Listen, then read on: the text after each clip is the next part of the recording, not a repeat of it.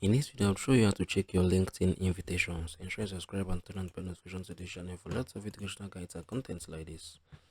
Now head over to your LinkedIn. Once you're on LinkedIn, what you're gonna do right now, you're gonna click on this My Network, right?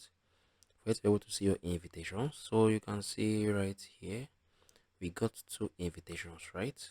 So this is basically how you can see your invitations. If you click on the show all, you can see we got just 2 right here. And the more we are growing here on LinkedIn, the more invitations we're gonna get, right? So you can see there are just 2 invitations right here. So this is basically how you can check your LinkedIn invitations. If you found this video helpful, please share your thoughts below in the comment section. Thank you guys for watching through the video. I'm gonna see you all in the very next one.